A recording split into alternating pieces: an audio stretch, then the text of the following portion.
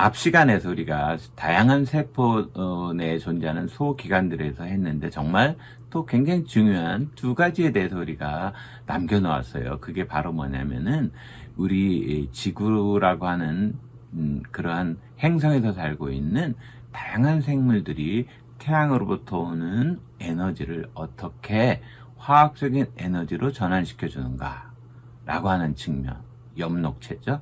그리고 이렇게 엽록체라든가 이런 다양한 과정을 거쳐서 만들어진 양분들이 어떻게 우리가 살아가는데 에너지화를 하는가, 그 에너지와 관련된 게 미토콘드리아죠. 그래서 엽록체와 미토콘드리아에 대해서 계속 강의를 이어나가도록 하겠습니다. 자, 어떻게 잘 쉬셨습니까? 저도 이렇게 차 한 잔, 컵이 엄청 크게 보이죠? 이렇게, 쉬는 시간에 차 한 잔을 마시고, 다시 강의를 이어가도록 하겠습니다. 이번 주 강의의 마지막 자시입니다. 생명체는 기본적으로 환경으로부터 환경으로부터 에너지를 얻고 있잖아요. 에너지를 변환시키고, 또 자신에게 필요한 형태로 전환시키기도 하죠. 그런 역할을 담당하는 것이 바로 미토콘드리아 엽록체입니다. 그래서 막구조를 가지고 있는 미토콘드리아와 엽록체에 대해서 계속해서 알아보도록 하겠습니다. 엽록체는 우리가 초등학교에서 소위 광합성, 빛을 이용해서 뭔가를 합성하는, 광합성을 담당하는 세포 내 소기관이죠. 이 엽록체는 오른쪽에, 여러분들이 상단 오른쪽에 있는 게 바로 이제 템이라고 하는 전자현미경으로 찍은 사진이고요. 왼쪽이 그걸 모식도로 나타낸 것입니다. 세포 하나에 여러 개의 엽록체가 있죠. 엽록체는 비유를 하자면은 광합성을 하는 공장이에요. 그 공장에는 많은 기계들이 있죠. 그 기계 하나하나를 우리가 엽록소라고 합니다. 그러니까 엽록체는 엽록소라고 하는 기계가 많이 존재한다, 이렇게 생각하시면 됩니다. 자, 이러한 엽록체의 구조를 보면은 일단은 우리가 그 세포 안에 있는 것들 중에서 이중막을 가진 녀석들이 있다고 그랬죠. 그게 핵막이 지난 시간 앞 시간에 했었고, 엽록체도 거기 화면에 보시는 것처럼 내막과 외막으로 구성되어 있는 이중막 구조로 되어 있습니다. 그리고 여기에 이제 녹색의 동전을 차곡차곡 이렇게 쌓아놓은 것처럼 보이는 요거를 우리가 그라나라고 하는 것으로 우리가 명명을 하고 있는데요. 그라나는 원래 하나하나는 그레놈, UM은 단수고 UM을 A로 고치면 복수가 되죠. 예를 들자면 데이터, 이것과 유사하다고 할 수가 있겠습니다. 그래서 기본적으로 그 그라나 부분은 바로 태양으로부터 오는 그 빛 에너지, 태양에서 빛 에너지가 쭉 오겠죠. 빛 에너지를 수확하는 그런 장소가 되겠습니다. 그 다음에 그라나 바깥쪽 부분을 우리가 스트로마라 해가지고 아마 여러분들이 암반응, 명반응이라고 하는 것들에 대해서 혹시 배우신 분들도 있을 텐데, 명반응, 빛 에너지를 활용하는 반응은 그라나에서 일어나고, 빛이 없더라도 다음에 화학적인 반응이 일어나는 부분을 우리가 암반응이라고 하는데, 암반응은 바로 이 스트로마에서 수행이 됩니다. 머리에 기억하셔야 될 건 뭐다? 이중막 구조로 되어 있다. 이거는 잠시 후에 왜 이중막 구조를 가지고 있는가에 대한 진화적 관점에서 우리가 한번 또 정리를 해보려고 하고 있거든요. 그래서 엽록체의 기본적인 구조를 한번 알아봤습니다.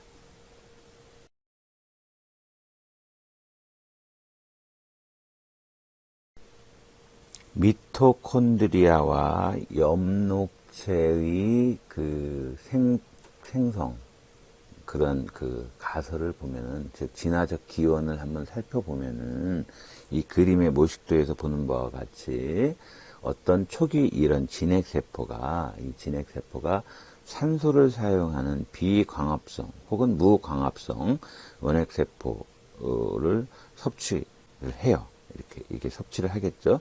섭취를 했는데 이걸 분해하지 않고 결국에는 이 먹힌 세포, 즉 요놈이죠. 이것이 숙주세포, 즉 진핵세포의 조상에 해당하는 숙주세포에 동화돼서 이 녀석과 원래의 진핵세포가 공생관계를 맺게 되었다라고 하는 관점이 지금까지는 지배적인 관점입니다. 실제로 진화 과정을 통해서 숙주세포와 내부 공생생물이 합쳐져 하나의 생명체, 즉 미토콘드리아를 갖는 그러한 진핵세포가 탄생하게 된 거죠. 적어도 이러한 세포들 중에 하나는, 최소한 하나의 세포는 비슷한 과정으로 광합성을 하는 어떤 원핵세포를 흡수하고 또 이것 역시 동화돼가지고 결국에는 식물세포처럼 이렇게 광합성도 할 수 있고 세포 내 호흡이라고 하는, 즉 ATP를 양성하는 세포호흡을 담당하는 미토콘드리아가 하나의 생명체 안으로 이렇게 서로 공생관계를 하게 돼 있는 그런 진화적인 그런 관점이 많이 지배적인데, 이런 것들을 뭐라고 하냐면 세포 내 공생설이다 이렇게 얘기합니다. 세포 내 공생설. 즉 도대체 왜 엽록체는 다른 세포 내 소기관과 달리 이중막을 가지고 있고, 그리고 또 자체 내 DNA도 있다고 했잖아요. 그래서 자체 내의 DNA도 다른 녀석들과 달리 가지고 있느냐. 그것은 바로 미토콘드리아하고 엽록체가 진화적인 일관성이 있다는 가능성을 우리가 보여주는 것이고, 또 세포 안에서 자라고 복제도 하는 독립적 소기관의 특징도 가지고 있다. 그래서 아마도 이러한 과정은 숙주세포에 해당하는 진핵세포의 조상 안에 편입된 미토콘드리아 역할을 하는 어떠한 비광합성 원핵세포하고 그 다음에 광합성을 담당하는 원핵세포를 섭취함으로써 하나의 세포 안으로 들어와 있다는 세포 내 공생설을 지배적으로 이야기하는 부분이라고 할 수 있겠습니다. 그 다음에 세포 내 소기관으로 또 퍼옥시좀이라고 하는 걸 생각해 볼 수가 있겠습니다. 퍼옥시좀은 특별한 대사 과정을 수행하는 소기관으로 하나의 막으로 둘러싸여져 있는 그런 세포 내 소기관입니다. 퍼옥시좀은 여러 가지 다양한 물질에서 수소를 제거를 해가지고 산소로 전달해주는 효소를 가지고 있어요. 그래서 부산물로 이때 소위 가산화수소, 우리 과산화수소 있죠. H2O2, 과산화수소를 만들기 때문에 그래서 퍼옥시좀이라는 말을 사용하게 되었습니다. 퍼옥시좀에서 일어나는 그러한 수소를 제거하는 것을 우리가 산화반응이라고 하니까, 산화반응은 체내에서 굉장히 다양한 기능을 하고 있어요. 어떤 퍼옥시즘은 지방산을 산화시켜가지고 작은 분자를 만들어서 미토콘드리아로 보내서 세포호흡에 필요한 에너지원을 만들어내요.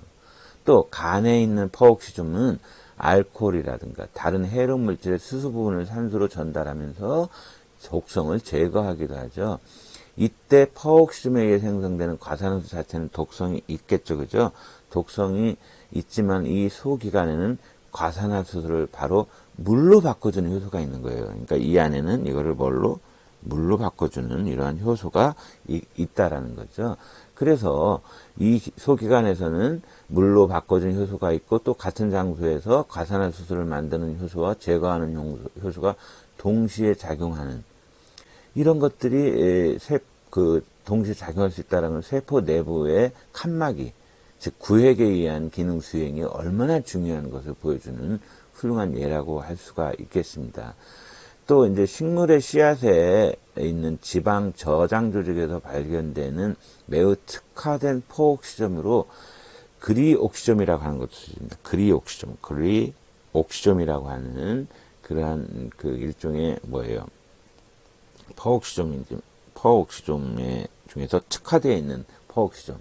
이 소기관은 씨에 있는 지방산을 당으로 바꿔주는 효소를 가지고 있어서 싹 트는 식물이 스스로 광합성을 통해 양분을 얻을 수 있을 때까지 필요한 에너지와 탄소를 제공하는 거죠. 그러니까 식물의 발화작용에서 이 퍼옥시점이 굉장히, 특화된 퍼옥시점인 특화된 퍼옥시점인 그라이옥시점이 얼마나 중요한 일을 하고 있는가, 이렇게 생각하시면 되겠습니다. 퍼옥시점이 다른 기관들과 어떻게 연관이 되어 있을까에 대한 문제는 아직도 잘 몰라요. 포옥심은 리소좀과 다르게 내막계에서 만들어지는 것이 아니거든요. 리소좀은 내막계에서 골체에 떨어져 나오잖아요. 근데 이런 것들이 아마도 포옥시좀도 세포 공생설에 대한 실마리를 제공하는 것은 아닌가라고 하지만은 몇몇 생물학자들은 아직도 그렇지 않을 것이다. 그러니까 세포 공생설의 결과다, 아니다. 이 논쟁이 지금도 끊임없이 이루어지고 있습니다. 세포 내에 있는 소기관들이 세포 속을 둥둥 떠다니는 것일까? 아니면 어떤 길을 따라 움직이는 것일까? 사람들은 많이 의문을 가지게 됐죠. 전자현미경이 처음 나왔을 때 생물학자들은 진핵생물의 소기관들이 세포 속을 둥둥 떠다닌다 이렇게 생각했어요. 그렇지만은 광학현미경이라든가 전자현미경이 계속 발전하면서 그들은 세포질 내부를 가로지르고 있는 섬유들의 네트워크인 바로 이러한 세포 골격들을 발견하게 됐습니다. 이 세포 골격의 역할은 어떤 세포 내 여러 가지 세포 내 소기관을 지지해주는 지지작용을 한다거나 세포 내 소기관들이 세포 내에서 움직이는 운동성을 담당하는 부분이다라고 사람들이 일단은 알게 됐습니다. 그러니까 세포 골격의 가장 중요한 기능보다 세포를 지지하여 모양을 유지하도록 하는 거다 라고 하는 것과 그 다음에 세포 내에 몇 가지 움직임을 가능하고 있다. 즉 세포의 이동, 셀 모틸리티라고 하겠죠. 세포의 이동을, 즉 세포의 이동이라면 세포의 위치 이동이죠. 좁은 의미에서는 세포 내부의 소기관들의 이동을 말하는 거겠죠. 그죠? 또 더 큰 의미도 있겠지만 이러한 것들을 담당하는 것이 바로 세포 골격의 역할이 아니겠는가 이렇게 사람들은 생각하고 있습니다. 이 세포 골격의 구성 물질을 한번 더 들여다보도록 하겠습니다. 세포 골격을 구성하는 세 가지 섬유 형태가 있는데요. 그거를 한번 좀 들여다보도록 하겠습니다.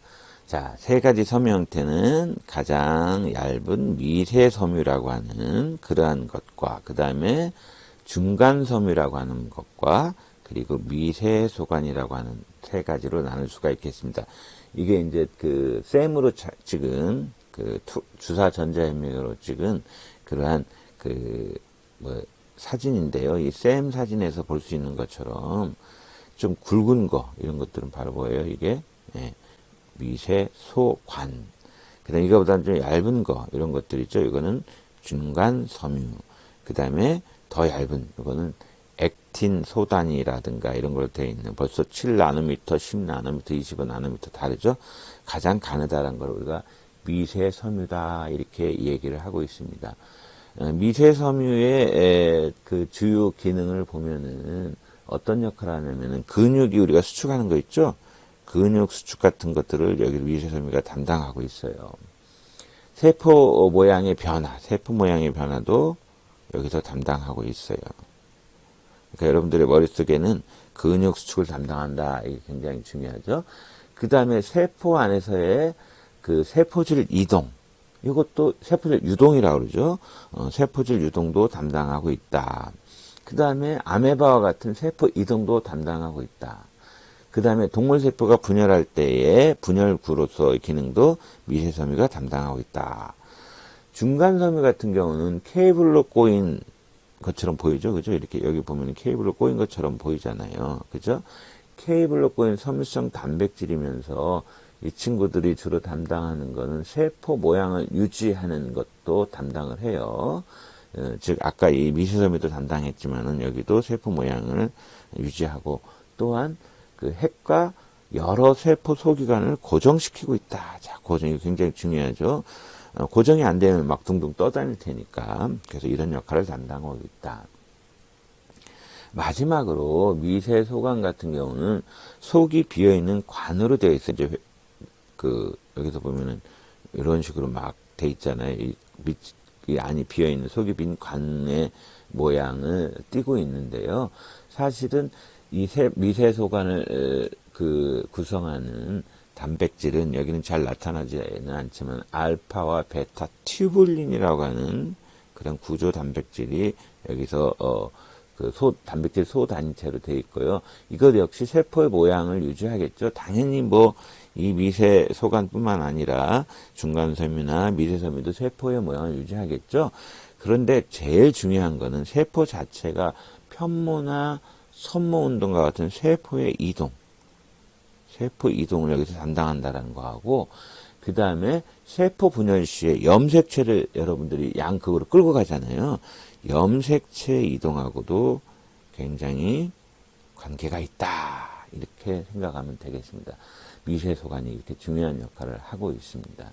당연히 세포 소기관이 이동하는 데도 역시 담당을 하고 있는 것이 바로 미세소관입니다. 세포 내에서 세포 내 소기관이 이동하는 일반적인 모델을 보여주는 게 있는데요. 이 그림을 보시면 먼저 그 아래 사진 셈으로 찍은 그 입체적으로 나타나는 것은 주사전자현미경입니다. 오징어에 좀 굉장히 굵은 축삭돌기가 있거든요. 그래서 오징어에 거대 축삭을 찍은 건데, 여기 이제 이렇게 미세소관이 있죠. 이렇게 미세소관. 미세소관에 이 소낭들이 있습니다. 소낭, 예를 들자면 뭐가 있을까요? 리소좀과 같은 소포 구조라든가 이런 걸 뜻하겠죠.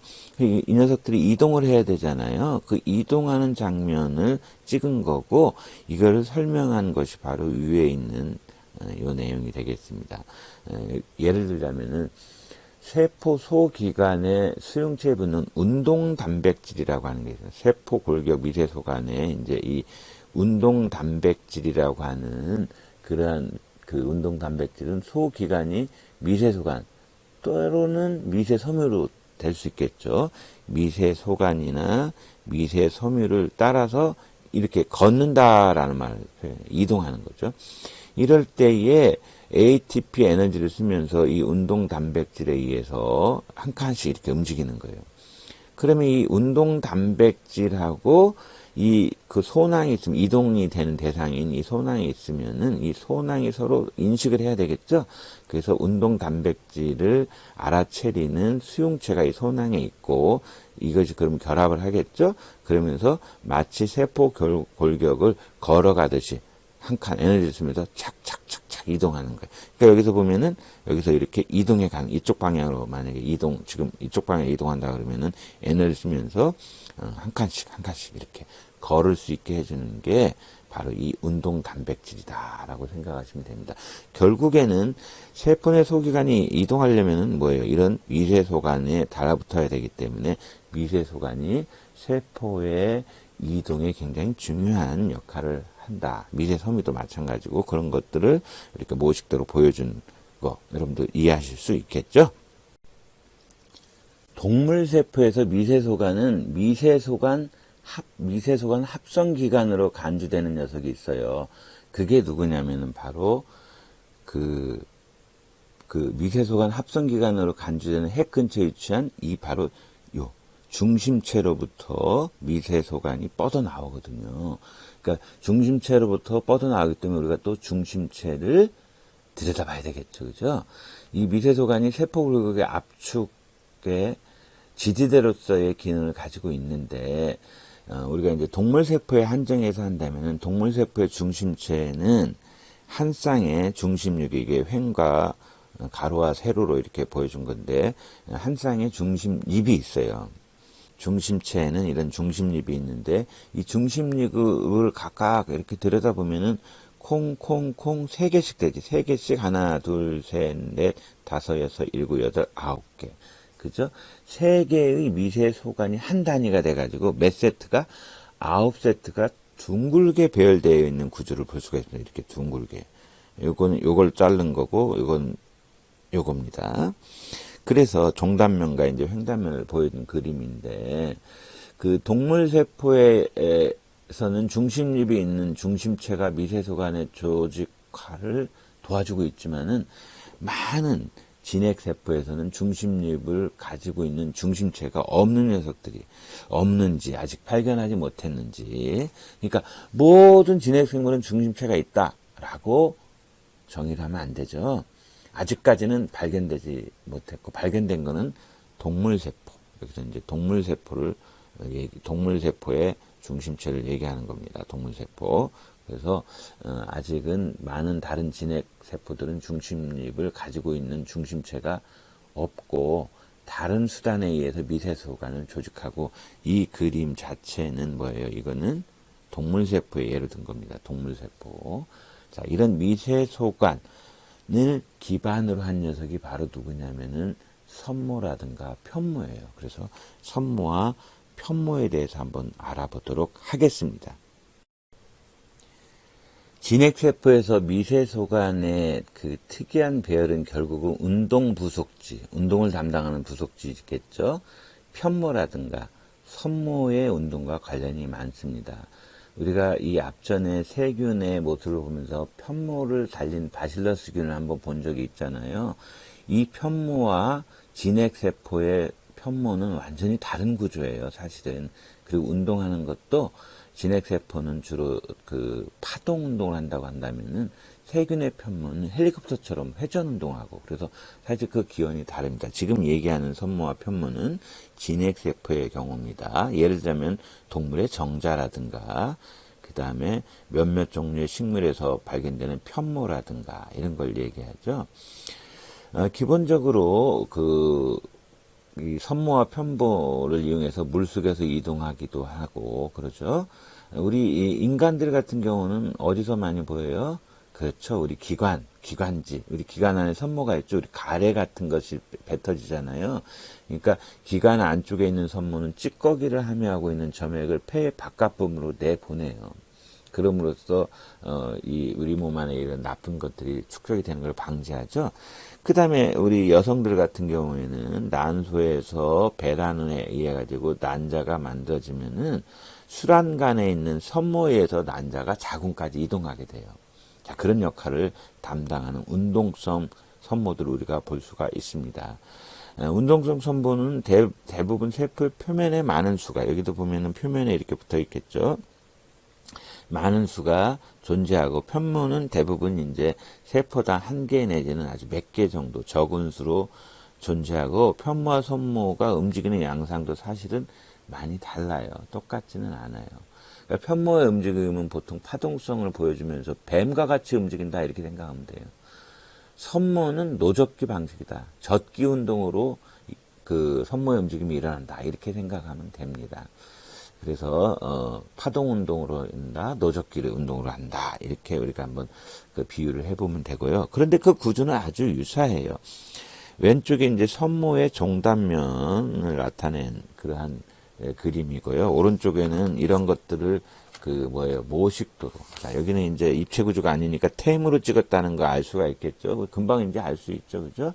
이것도 템, 그죠? 네. 그 다음에 이것도 템. 입체 구조가 아니니까. 자, 미세소관은 우리가 알았는데, 미세소관을 이렇게 잘라서 한번 봤어요. 잘라서 봤더니 어떻게 돼 있어요? 미세소관의 횡단면을 봤더니 9개가 이렇게 쭉 있죠. 이거 세보면 9개. 그 다음 가운데에 2개가 있어요. 이걸 모식도로 그린 게 이거죠. 이렇게 9개하고 2개가 있어요. 아까 앞에서 본 거는 이게 3개씩 있었잖아요. 3개씩 있는 부분이 여기에 있군요. 그러니까 결국 미세소관과 여기 부분은 뭐냐면은 기저체라고 하는 거거든. 기저체가 기본적으로는 여기는 3쌍, 근데 여기는 튜뷸린이 2쌍 이렇게 돼 있다 생각하면 됩니다. 자, 다시 돌아가서 횡단면 여기 구조를 보면은 이 바깥쪽에 미세소관에 이제 기본적으로 이제 이렇게 2개씩 되어 있는 걸 뭐라고 붙여줬냐면 바깥쪽 미세소관 이합체다. 2개가 합쳐 있다. 그런 뜻이에요. 이 합체가 있고 여기에 이런 끈 같은 것들이 보이죠. 여기 끈, 여기 모습대로 이렇게 빨간 거.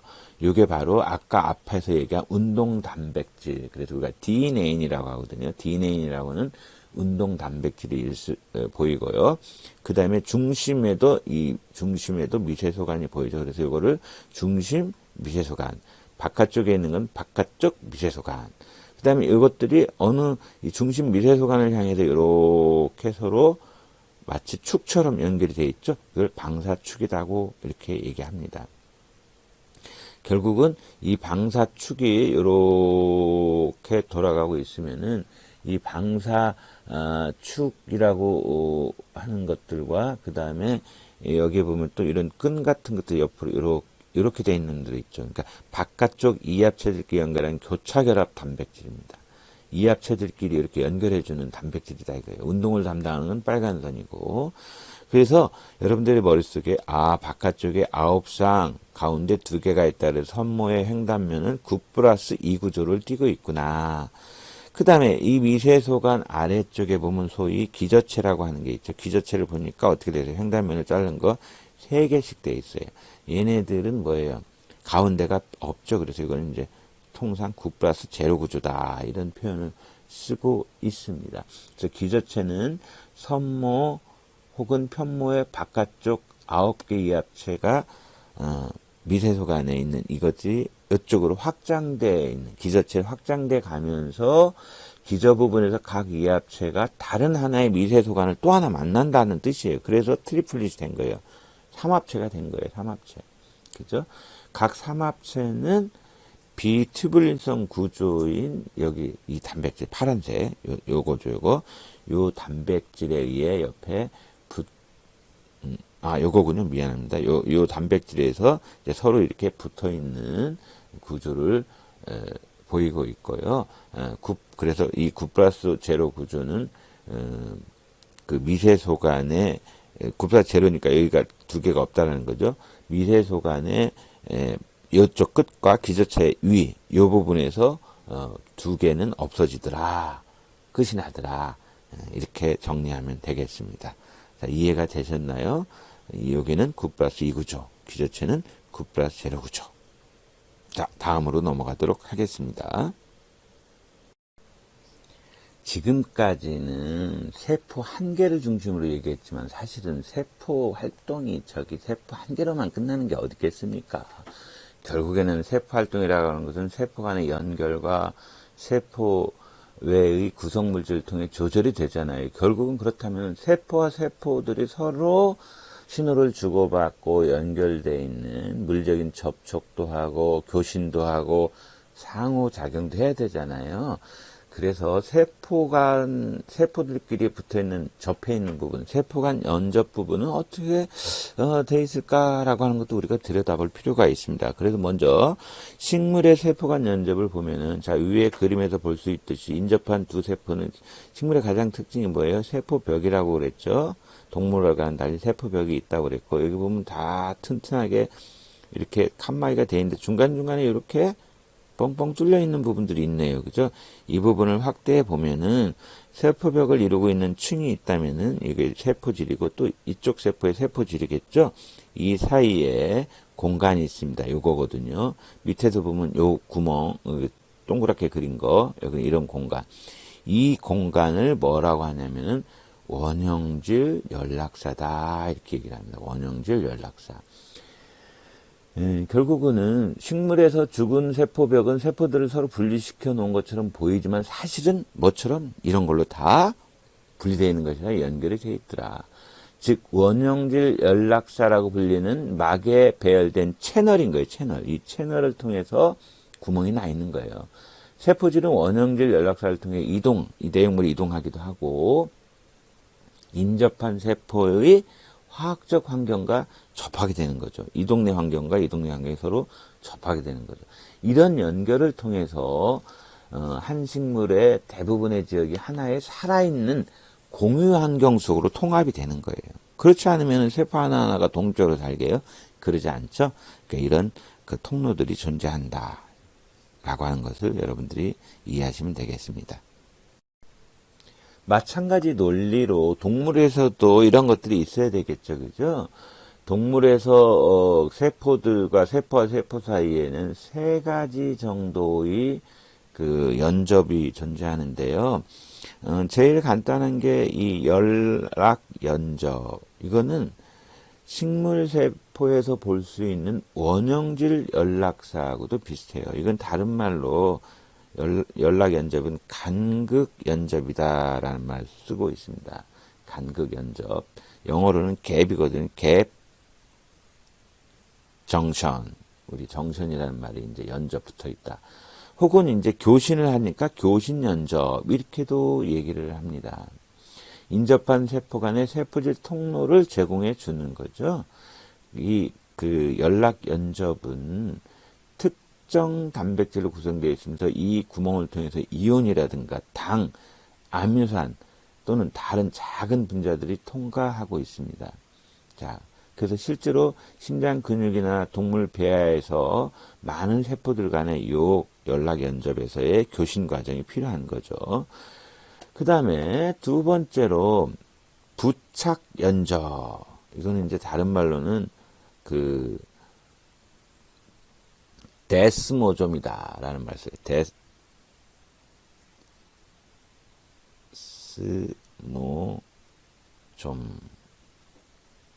데스모좀이라는 말로 표현하거든요. 이건 못이라고 생각하면 됩니다. 데스모좀은 고정시키는 못으로 작용해서 세포를 조이는 거예요. 그래서 중간섬유 같은 경우에는 아주 단단한 케라틴 단백질로 되어 있어가지고 세포질에서 데스모즘을 붙들고 있어요. 데스모즘은 근육의 근세포들을 서로 연결해야 되겠죠?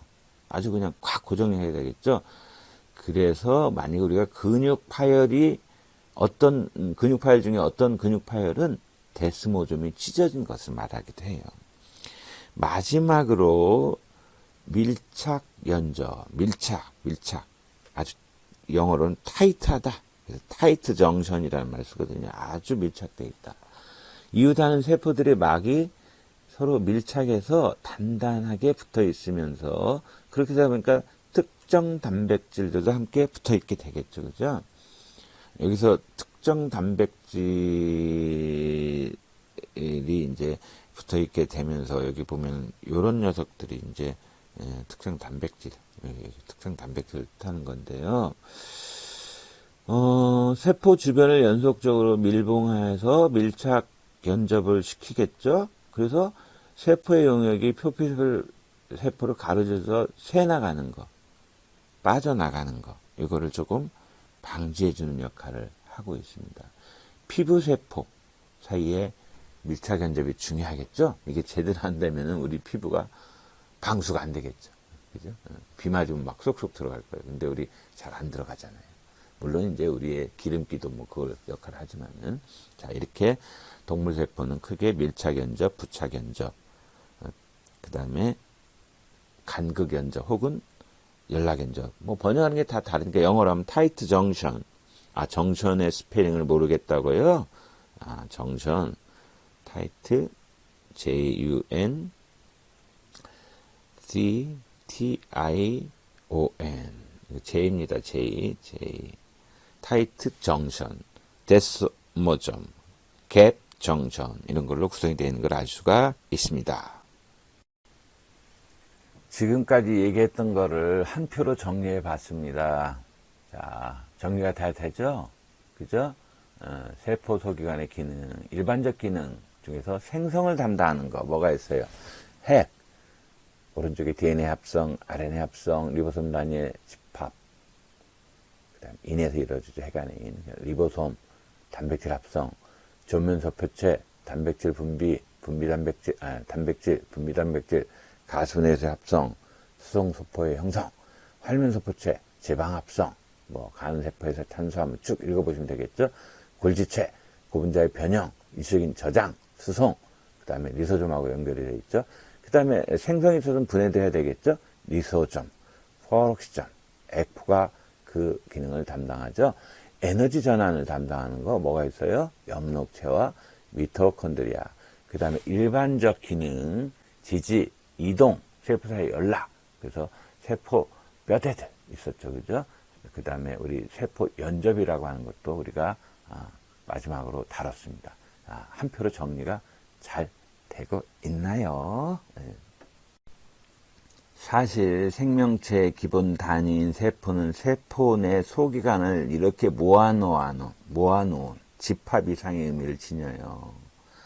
세포의 가장 큰 특징이 구획화되어 있다잖아요. 막구조로. 구획화된 구조를 대체로 다 살펴봤는데 이 그림을 한번 볼까요? 이 그림은 이게 이제 대식세포라고 하는 거거든요. 대식세포가 있고 그 다음에 박테리아, 이런 박테리아들이에요, 박테리아.